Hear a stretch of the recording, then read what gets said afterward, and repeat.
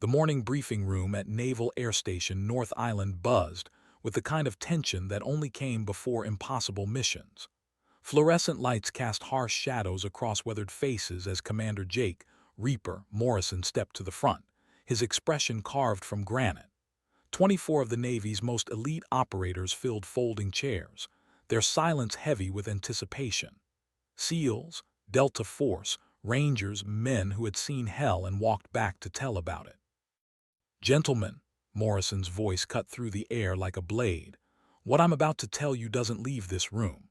48 hours ago, a classified research facility in the Hindu Kush went dark. The installation was conducting experiments with electromagnetic pulse technology, technology that could render every piece of electronic warfare equipment on the planet useless. The facility has been compromised. Hostile forces have taken 17 American scientists hostage, including Dr. Elena Vasquez, the lead researcher whose work could shift the balance of global power." The room remained motionless, but eyes sharpened. These men knew the weight of classified operations, understood that some secrets were worth dying for. Morrison clicked a remote, and satellite imagery filled the wall-mounted screen. A compound nestled between jagged peaks, surrounded by terrain that looked like God's abandoned construction site. The facility is built into a mountain at 11,000 feet elevation. The approach is through a narrow valley with a landing zone barely wide enough for a helicopter. Weather reports show a storm system moving in. We have a 6-hour window before conditions become unflyable. The mission requires precision navigation through terrain that has claimed more aircraft than enemy fire. A hand rose from the third row. Captain Viper Rodriguez, his face a roadmap of deployments across 3 continents. "What's the extraction plan, sir? That altitude, those conditions, we're talking about a pilot with skills most aviators only dream about." Morrison's eyes swept the room, pausing on faces that had seen combat from Kandahar to Kiev. The mission requires someone who can thread a needle in a hurricane, someone with mountain flying experience, someone who's proven they can bring people home when everything goes sideways. He paused, letting the weight of his words settle. "We need a pilot with the kind of instincts that separate the living from the dead." The silence stretched until Captain Mike Shark Sullivan, a 20-year SEAL veteran whose reputation preceded him into every room, leaned forward in his chair. His voice carried the authority of countless successful missions. "Sir, with respect, we need more than instincts. We need someone who's been there, done that, and has the flight hours to prove it. We need a pilot who won't blink when the entire mission depends on threading the eye of a needle." In the back corner of the room, Lieutenant Commander Mackenzie Ghost Reeves sat perfectly still, her presence so understated that most of the operators hadn't noticed her when they filed in. The debate continued around her, voices rising as the most decorated warriors in the American military discussed the impossible nature of the mission. Terrain analysis, weather patterns, enemy capabilities, every variable that could kill them was dissected with surgical precision. Ghost listened to their assessments, her weathered hands resting calmly on her knees, her expression unreadable. She had learned long ago that in rooms full of alpha males, silence was often the most powerful weapon. Captain Sullivan's voice grew more emphatic. "We're talking about flying through a corridor that's maybe 50 meters wide at some points. One gust of wind, one moment of hesitation, and we're all scattered across a mountainside.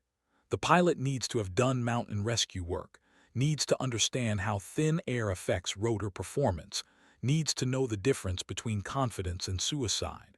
His eyes swept the room. "We need someone who's made impossible landings before and lived to talk about it." Commander Morrison nodded grimly. "The insertion point is designated Landing Zone Viper, a shelf of rock barely large enough for a Black Hawk to set down. Intelligence suggests the enemy has anti-aircraft capabilities, though specifics are classified. The extraction will happen under fire at night with 17 civilians who have never been in combat. The pilot needs to get us in, wait while we secure the hostages, then get us out through whatever hell is waiting." Ghost shifted slightly in her chair, a movement so subtle it was almost imperceptible. Her mind was already calculating flight paths, fuel consumption, the weight distribution of 17 additional passengers, the performance degradation of rotor systems at extreme altitude. These were the calculations that lived in her blood, the mathematics of life and death that had defined her career. The discussion turned to backup plans, to contingencies and fail-safes, to all the things that operational planners built into missions when they knew the primary plan was barely feasible. Alternative landing zones were marked on maps, emergency frequencies were assigned, rally points were established for if everything went completely wrong. The men in the room approached the problem like engineers, breaking down the impossible into merely highly improbable components. Through it all, Ghost remained motionless, her presence forgotten in the tactical discussions swirling around her. "The bottom line," Captain Sullivan concluded, his voice carrying the weight of 2 decades of special operations, "is that we need a pilot who's not just technically proficient, but mentally bulletproof. Someone who's been tested under fire and didn't break.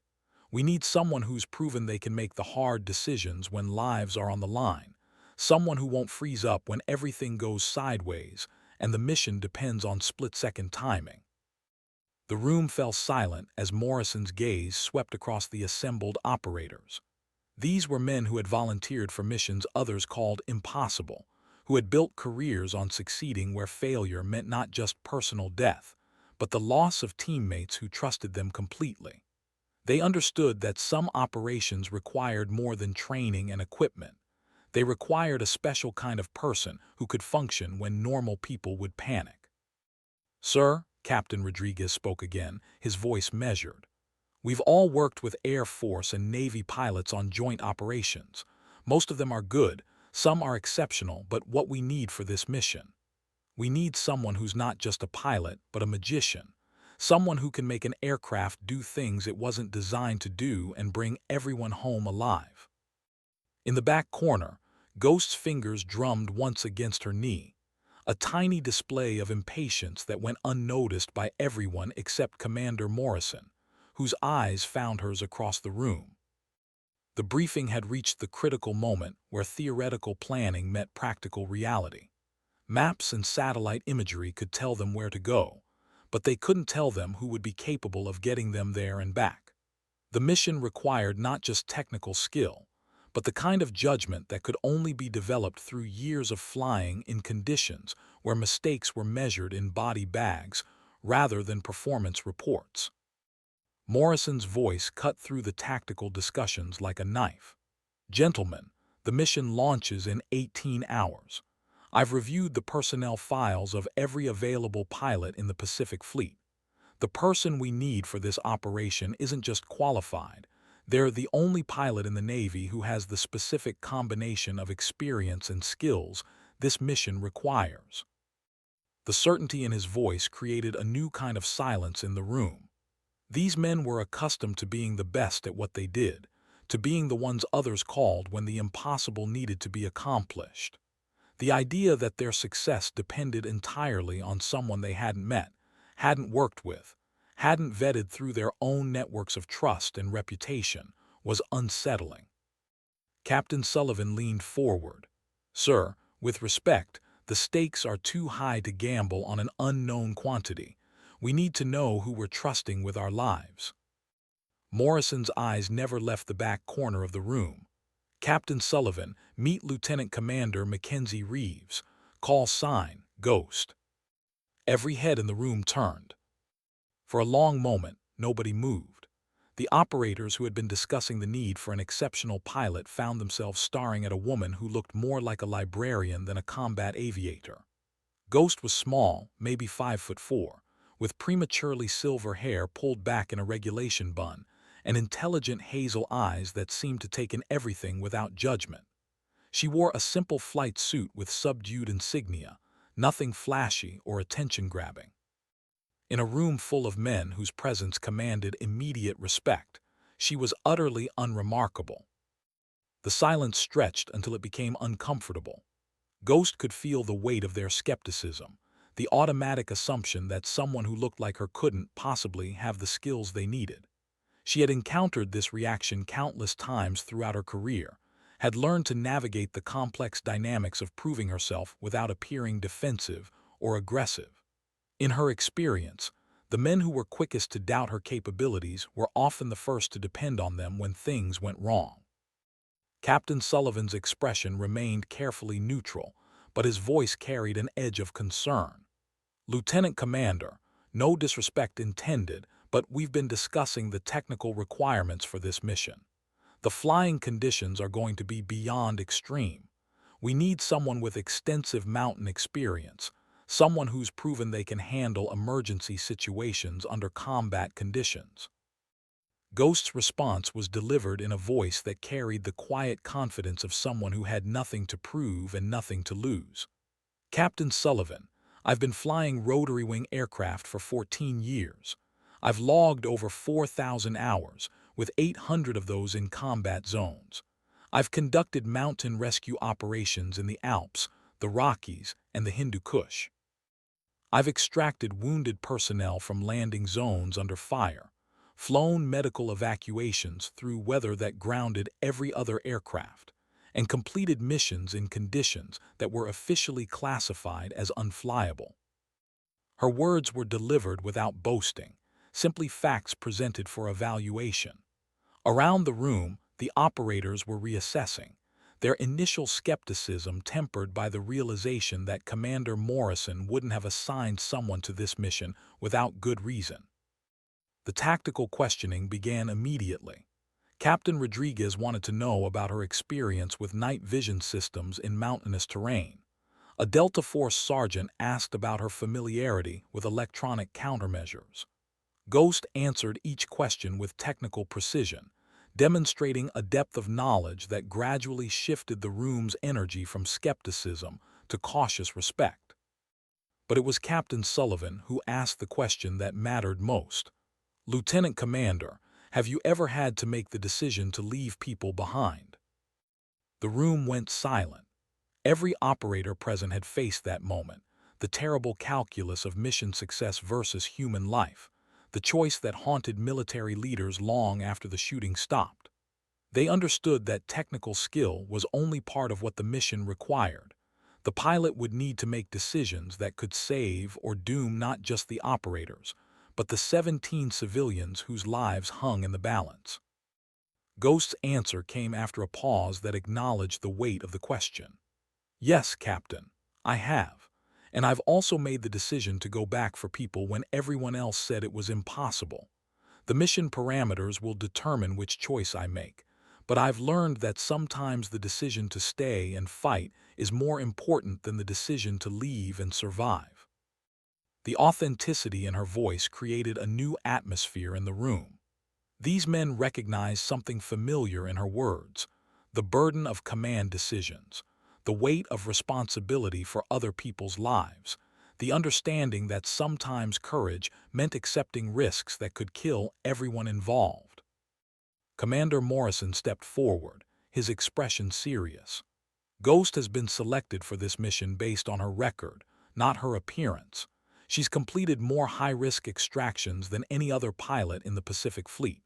Her call sign comes from her ability to appear and disappear in conditions where other aircraft can't even maintain controlled flight.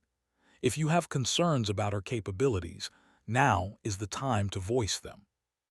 The challenge in his words was unmistakable.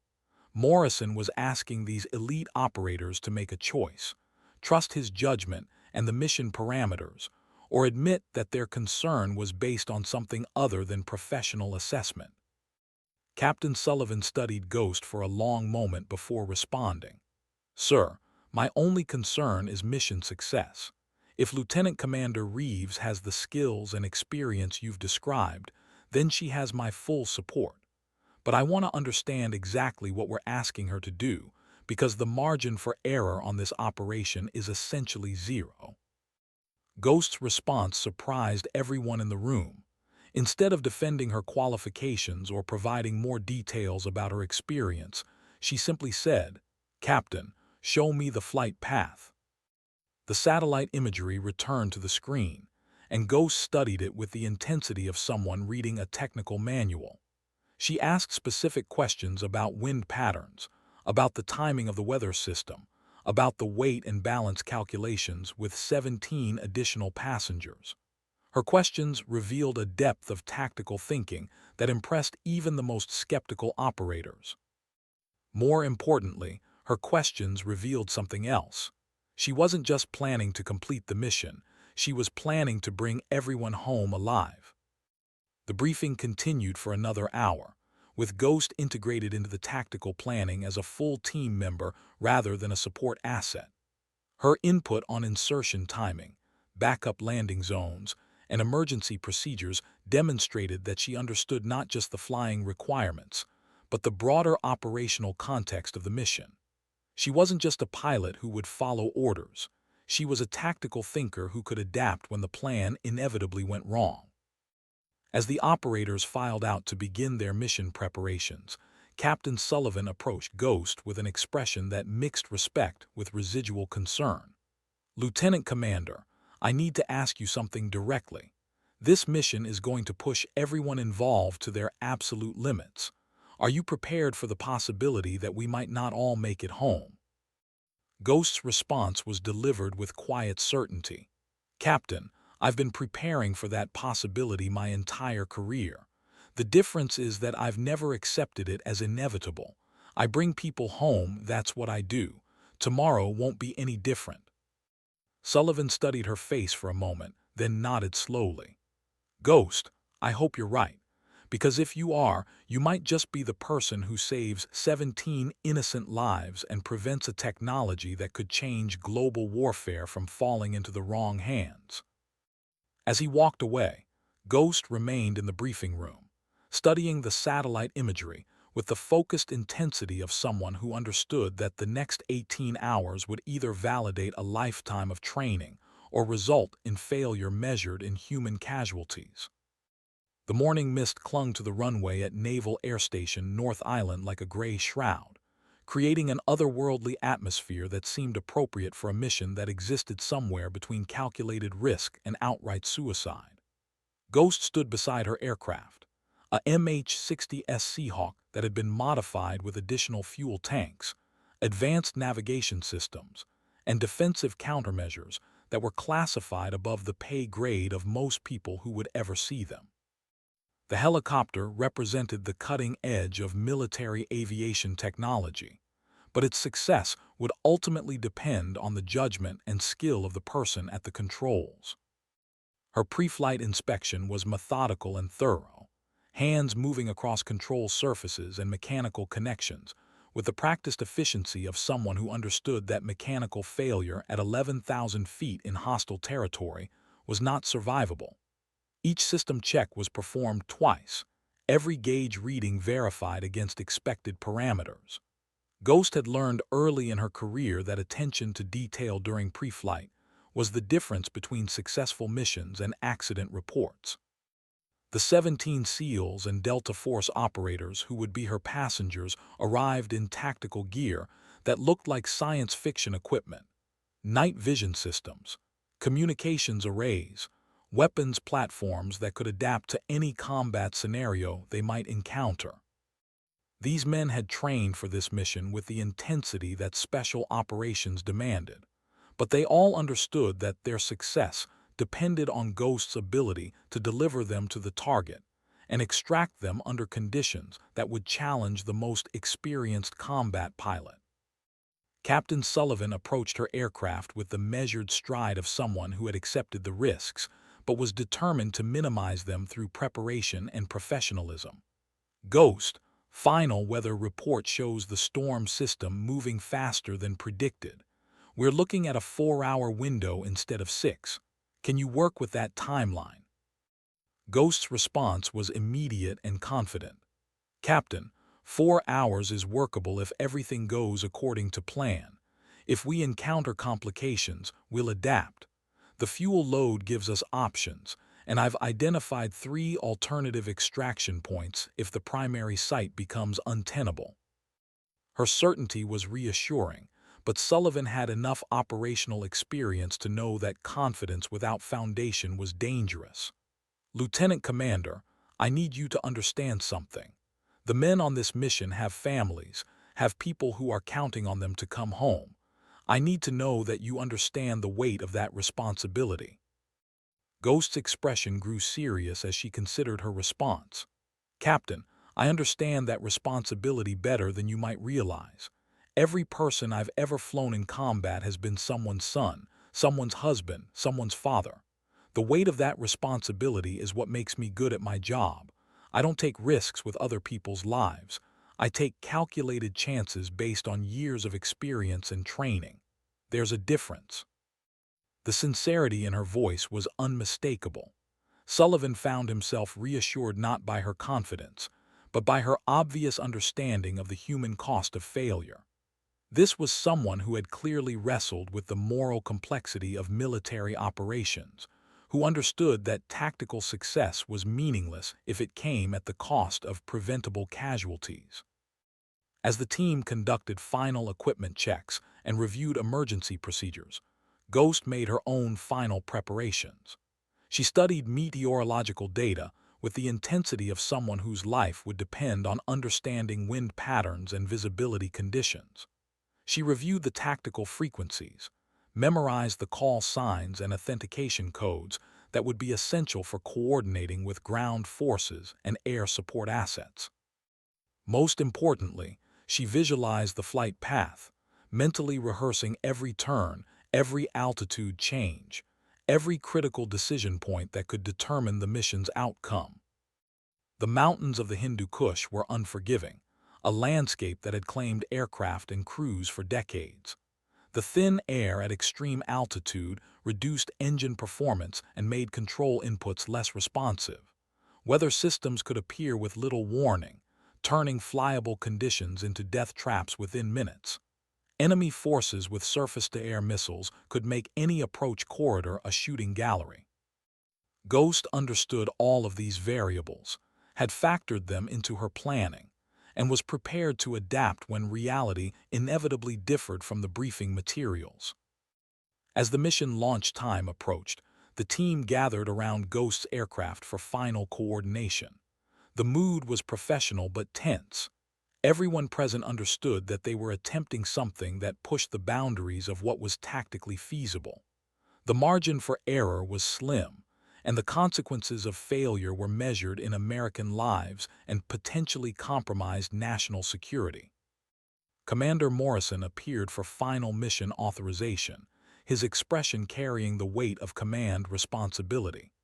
"Ghost, you have operational authority for all flight decisions.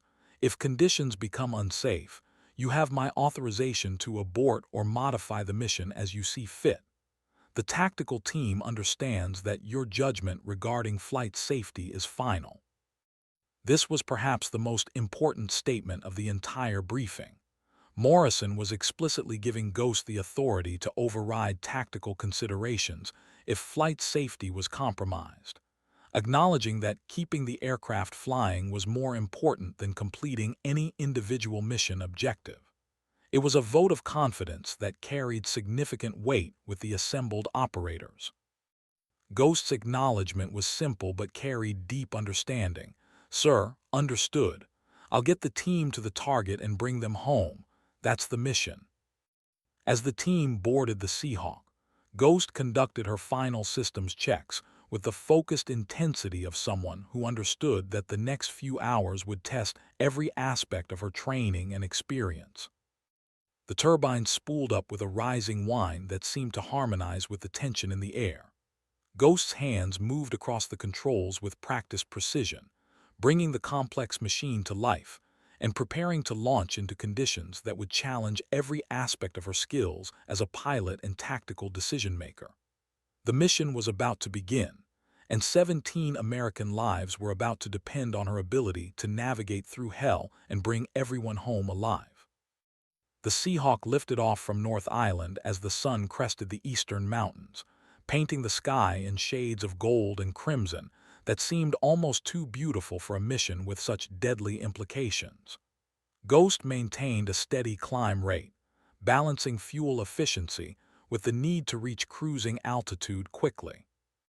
The aircraft responded smoothly to her inputs, systems functioning within normal parameters, but she remained hypervigilant for any sign of mechanical irregularity that could compromise the mission before it truly began.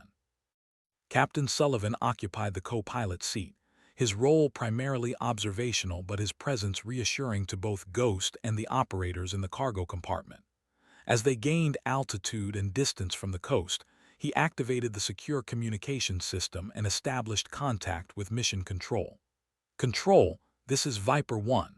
We are airborne and proceeding to Waypoint Alpha. All systems normal, crew of 18 souls on board.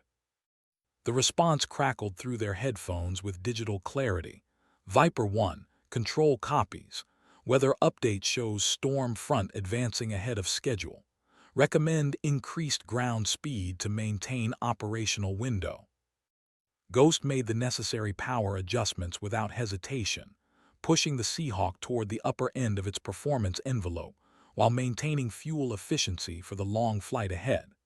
The aircraft's navigation systems displayed their progress toward the first waypoint, a desolate stretch of terrain that would serve as their final fuel stop before entering hostile airspace.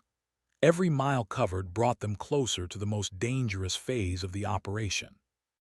In the cargo compartment, the 17 operators settled into the routine of a long-duration flight, checking equipment, reviewing tactical procedures, and maintaining the mental focus required for special operations.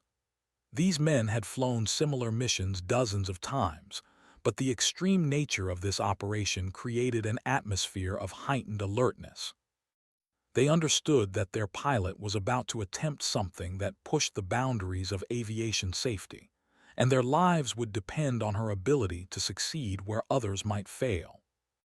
Ghost monitored multiple information streams simultaneously: navigation data, weather updates, fuel consumption rates, engine performance parameters, tactical communications from Mission Control. The ability to process multiple complex data sources while maintaining precise aircraft control was one of the skills that separated exceptional pilots from merely competent ones. Her training had conditioned her to function effectively under information overload, to prioritize critical data and maintain situational awareness, even when facing multiple competing demands.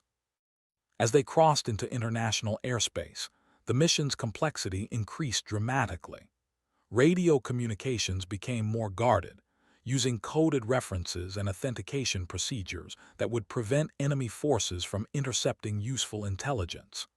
Navigation shifted to terrain-following modes that would keep them below radar coverage, while maintaining safe altitude above ground obstacles.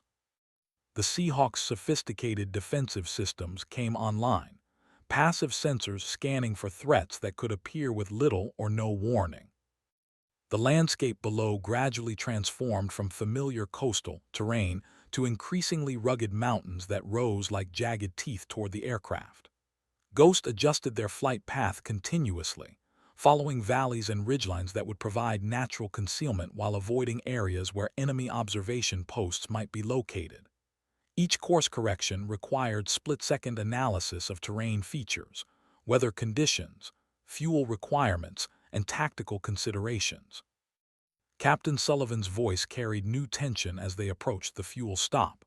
Ghost, Intel update indicates possible enemy air activity in our operational area. Rules of engagement authorize defensive measures only unless directly threatened. Priority is mission completion and crew safety. The implications were clear. They might encounter enemy aircraft or ground-based air defenses, but their mission parameters required avoiding engagement unless absolutely necessary. Ghost acknowledged the update while mentally adjusting her tactical planning. Evasive maneuvering would increase fuel consumption and could compromise their ability to reach the target area. Every decision would require balancing immediate survival against mission success. The fuel stop was conducted with military efficiency. Ground crew who had been pre-positioned at a remote airfield performed rapid refueling, while Ghost maintained engine power for immediate departure if threats appeared. The entire process took less than 15 minutes, but those minutes felt like hours to everyone involved. They were now committed to the mission with no realistic option for turning back. As they lifted off for the final approach to hostile territory, Ghost's demeanor shifted subtly. Her movements became more precise, her scan pattern more intensive, her communication more economical. The transition from routine flight operations to combat conditions was complete, and everyone aboard the Seahawk understood that they had crossed the threshold into the most dangerous phase of the mission. The Hindu Kush Mountains loomed ahead like a wall of stone and ice, their peaks disappearing into cloud cover that could conceal threats or create navigation hazards. Ghost studied the terrain with the intensity of someone who understood that knowledge of geography could be the difference between life and death. Every valley, every ridgeline, every potential landing site was cataloged and assessed for tactical advantage or vulnerability. Captain Rodriguez's voice came through the intercom with professional calm. "Ghost, we're 20 minutes out from the target area. Final intelligence update shows no change in enemy disposition, but weather conditions at the landing zone are deteriorating faster than predicted. Visibility is marginal and wind speeds are approaching operational limits." Ghost's response reflected her understanding of the tactical situation. "Copy, 20 minutes out. I'm monitoring weather conditions and have contingency plans if the primary landing zone becomes untenable. We'll assess conditions on final approach and make the call then." Her words carried confidence, but everyone aboard understood the implications. They were flying toward a landing zone where conditions were already marginal and getting worse. The decision to proceed or abort would need to be made in real time, under pressure, with incomplete information and 17 lives hanging in the balance. The mountains rose around them like the walls of a cathedral, their massive presence both awe-inspiring and intimidating. Ghost navigated through valleys that seemed barely wide enough for the Seahawk's rotor diameter, her control inputs precise and measured as air density decreased with altitude and wind patterns became increasingly unpredictable. The aircraft's performance was noticeably affected by the thin air, requiring constant adjustments to maintain optimal flight parameters. As they approached the target area, the complexity of the mission became fully apparent. The facility they needed to reach was built into a mountainside at an elevation that pushed the Seahawk to its operational limits. The approach corridor was a narrow valley surrounded by peaks that rose even higher, creating a natural funnel that could become a death trap if enemy forces were positioned correctly. Intelligence suggested that anti-aircraft defenses were present, but their exact locations and capabilities remained unknown. Ghost's hands moved steadily across the controls as she lined up for the final approach, her voice calm and professional as she coordinated with the tactical team. 2 minutes to landing zone. Weather conditions are marginal but acceptable. I'm seeing wind gusts that could affect landing stability, but we're still within operational parameters. Tactical team, prepare for immediate deployment upon touchdown.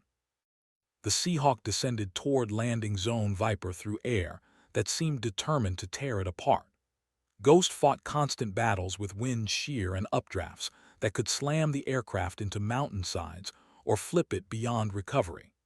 Her control inputs became a continuous stream of corrections and adjustments, muscle memory and training combining to keep the helicopter stable in conditions that would have overwhelmed a less experienced pilot. As the landing zone became visible through the swirling snow and mist, Ghost realized that the mission was about to become even more complicated than anyone had anticipated. The landing zone materialized through the storm like a vision from hell, a narrow shelf of rock barely wider than the Seahawk's rotor diameter, with vertical stone walls rising on 3 sides and a sheer drop into darkness on the 4th. Ghost's first glimpse of landing zone Viper confirmed her worst fears about the mission parameters. The briefing materials had described challenging conditions, but the reality was far more severe than satellite imagery could convey. Wind patterns created by the mountainous terrain were generating turbulence that made stable flight nearly impossible, while the thin air at 11,000 feet reduced her margin for error to almost nothing. "Control, Viper 1 approaching landing zone Viper," Ghost transmitted, her voice steady despite the aircraft's violent shaking. "Conditions are more severe than predicted. Landing zone is barely adequate for single aircraft operations. Weather is at the absolute limit of flyable conditions."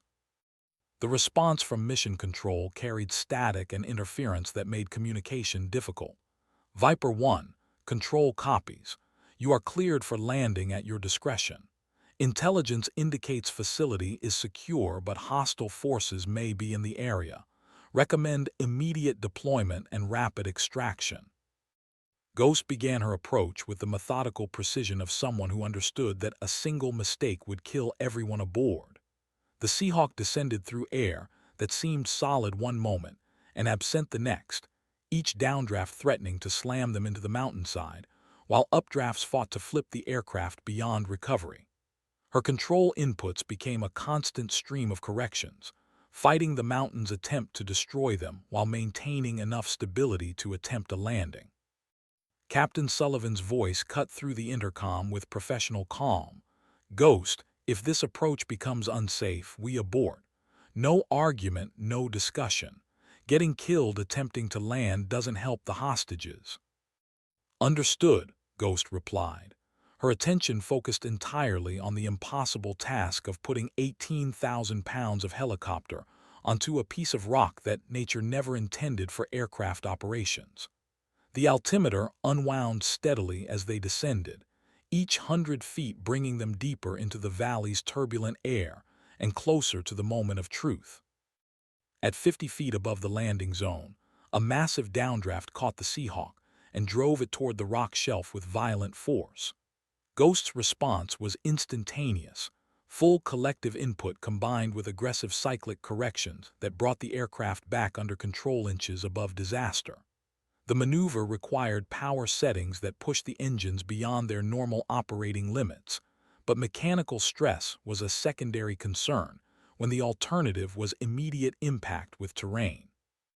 30 feet, Captain Sullivan called, his voice tight with concentration as he monitored their descent. 20 feet, 15 feet, 10 feet looking good, Ghost, 5 feet. The Seahawk's landing gear contacted the rock shelf with an impact that resonated through the aircraft's structure.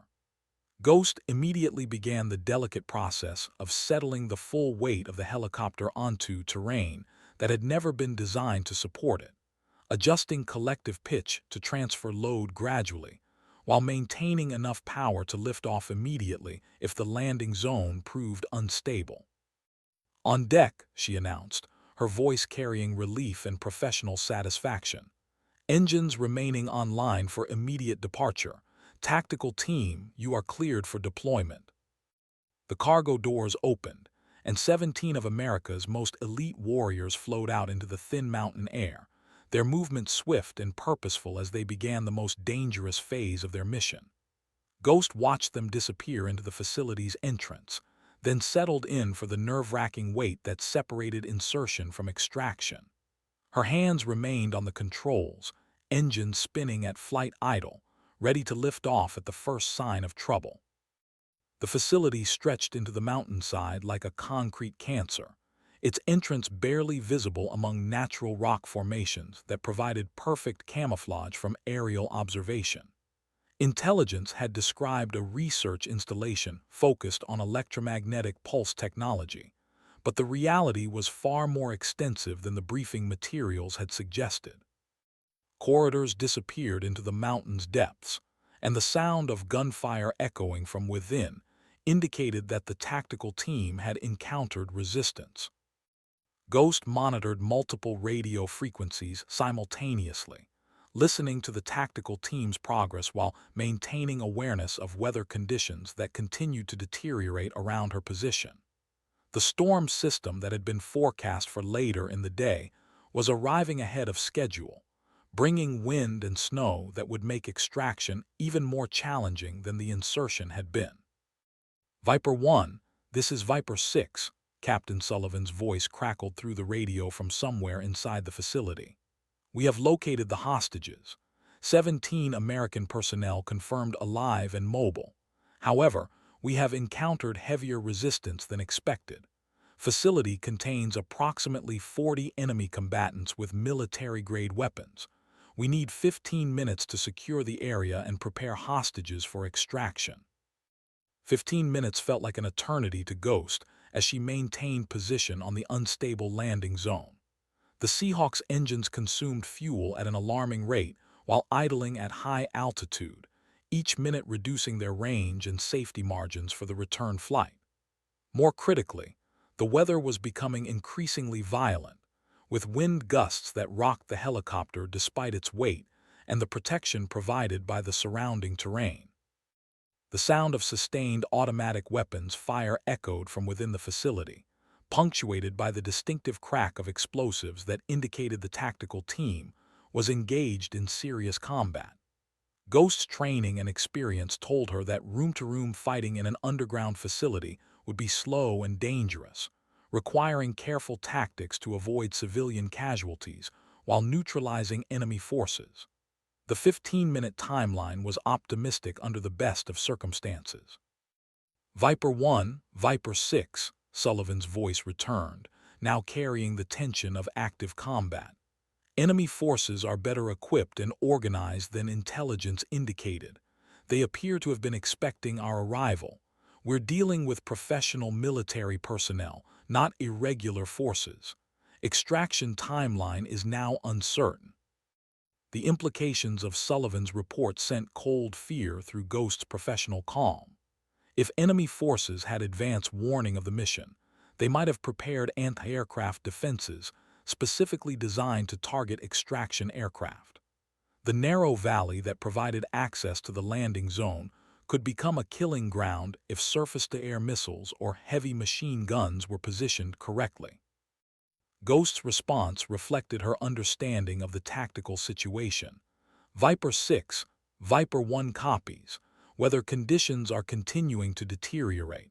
I can maintain current position for approximately 30 minutes before fuel reserves require departure. Advise when you have a firm extraction timeline. The minutes crawled by with agonizing slowness, each one bringing them closer to the point where safe extraction would become impossible. Ghost monitored fuel consumption, weather conditions, and tactical communications with the intensity of someone who understood that timing would determine whether everyone made it home alive. The Seahawks' sophisticated systems provided constant updates on all critical parameters, but the ultimate decisions would depend on human judgment in conditions where there were no good options. 20 minutes after insertion, Captain Rodriguez's voice came through the radio with barely controlled urgency. Viper 1, Viper 2. We have secured the hostages, but enemy reinforcements are arriving. We count approximately 20 additional combatants approaching the facility entrance. We need immediate extraction or this mission is going to turn into a siege. Ghost's mind raced through calculations of fuel, weather, passenger weight, and tactical considerations. The addition of 17 civilian passengers would significantly affect the Seahawks' performance at high altitude, while deteriorating weather conditions would make the return flight increasingly dangerous. Every variable was moving in the wrong direction, but the alternative to extraction was unthinkable. Viper 2, Viper 1, Ghost transmitted, her decision made with the certainty that came from years of training and experience. I'm maintaining position for extraction. Get your people to the landing zone and we'll get out of here together. Her words carried a promise that she intended to keep regardless of the risks involved. The tactical team's movement from the facility to the landing zone became a running firefight that echoed through the mountain valley like thunder. Ghost could hear the distinctive sounds of combat, the rapid chatter of automatic weapons, the deeper reports of grenades and explosives, the shouted commands of men fighting for their lives and the lives of others. Through her headset, She monitored the team's progress as they fought their way through enemy forces that seemed determined to prevent the hostages' rescue. Viper 1, Viper 6, Sullivan's voice came through static and interference. We're moving to your position with 17 packages. Enemy forces are in pursuit. We'll need immediate departure upon arrival at landing zone. Ghost's preparations were swift and methodical. She increased engine power to flight settings, conducted rapid systems checks, and mentally rehearsed the departure sequence that would need to be executed under fire. The Seahawks' defensive systems were activated and ready, though their effectiveness against ground-based threats was limited. Her primary defense would be speed and evasive maneuvering once they cleared the valley's confining terrain. The first members of the tactical team appeared at the facility entrance, moving with the practiced efficiency of men who had done this countless times before. They carried wounded teammates and shepherded 17 civilians who looked stunned by the violence surrounding their rescue. Ghost could see that several of the hostages were injured, though none appeared to be critically wounded. More importantly, they were all mobile and capable of boarding the helicopter without assistance.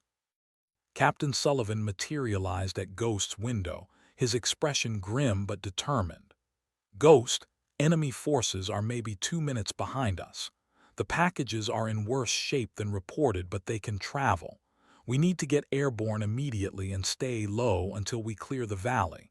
Intelligence was wrong about enemy capabilities. They have surface-to-air missiles, and they're not afraid to use them." The revelation that enemy forces possessed anti-aircraft missiles transformed the tactical situation completely. The narrow valley that had provided concealment during their approach would become a death trap during departure, with the Seahawk vulnerable to missile attack until they could gain altitude and maneuver room.